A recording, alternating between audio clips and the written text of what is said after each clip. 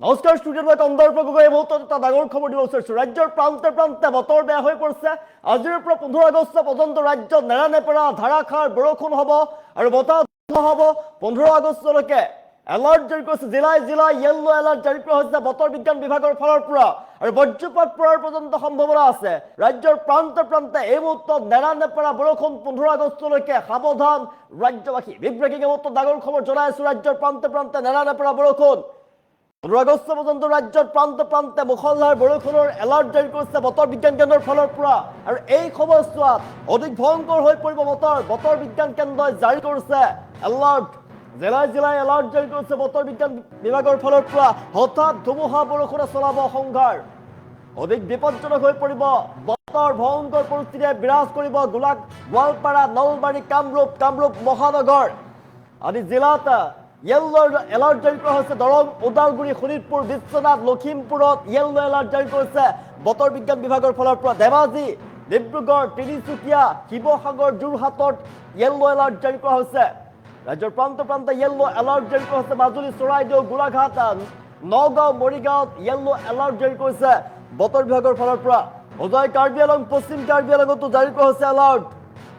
ৰাজ্যৰ প্ৰান্তে প্ৰান্তে এলাৰ্ট জাৰি কৰিছে। কাছাৰ, শ্ৰীভূমি, হাইলাকান্দিত য়েল্লো এলাৰ্ট জাৰি কৰা হৈছে আৰু 15 আগষ্ট পৰ্যন্ত ৰাজ্যত নেৰানেপেৰা বৰষুণ হৈয়ে থাকিব।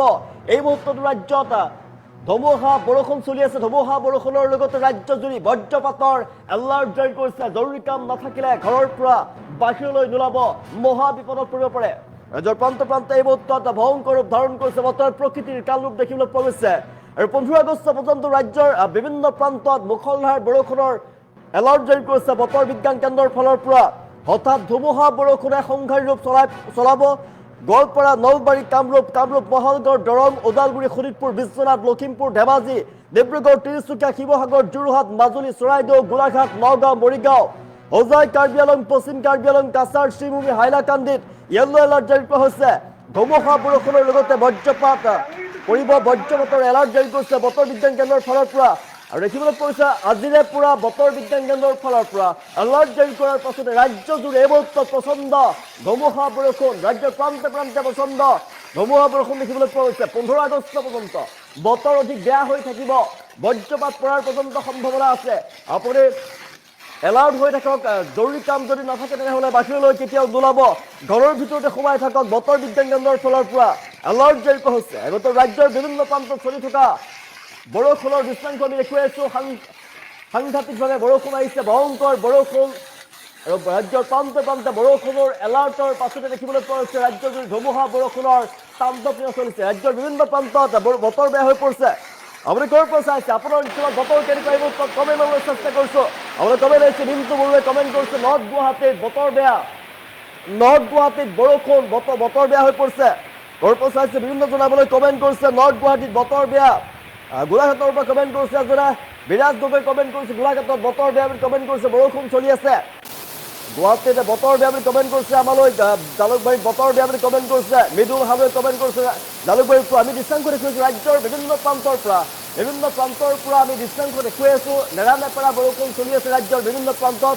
আপোনাৰ অঞ্চলত বতৰ কেনেকুৱা জনাবলৈ নাপাহৰিব, আপোনাৰ অঞ্চলত বতৰ কেনেকুৱা জনাবলৈ নাপাহৰিব, কমেণ্ট কৰিবলৈ চেষ্টা কৰিছোঁ। ৰাজ্যৰ বিভিন্ন প্ৰান্তত বতৰ বিজ্ঞান কেন্দ্ৰৰ ফালৰ পৰা এলাৰ্ট জাৰি কৰাৰ পাছত দেখিবলৈ পোৱা গৈছে বতৰে তীব্ৰ ৰূপ ধাৰণ কৰিছে, নেৰানেপেৰা বৰষুণ।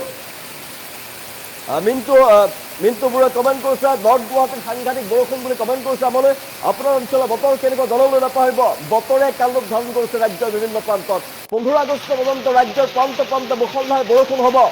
15 আগষ্ট পৰ্যন্ত সজাগ হৈ থাকক, সাৱধানে থাকক ৰাজ্যবাসী। নেৰানেপেৰা বৰষুণ আৰু বিশেষকৈ দেখিবলৈ পোৱা গৈছে কেৱল ৰাজ্যৰ অধিকাংশ অঞ্চলতে বতৰ বেয়া হৈ থাকিব আৰু দেখিবলৈ পোৱা গৈছে শিৱসাগৰ, যোৰহাট, গোলাঘাটতো বৰষুণৰ এলাৰ্ট জাৰি কৰা হৈছে আৰু আতংকিত হৈ পৰিছে বানাক্ৰান্ত জনতা।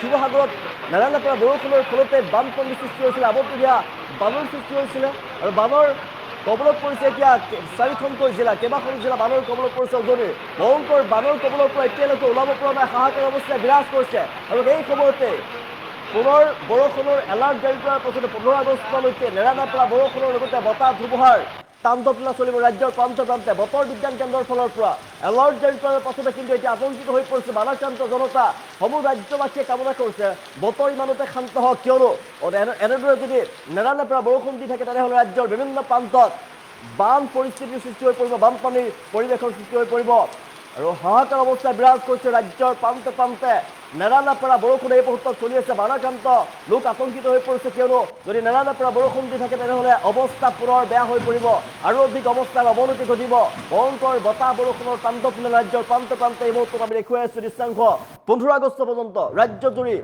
এলাৰ্ট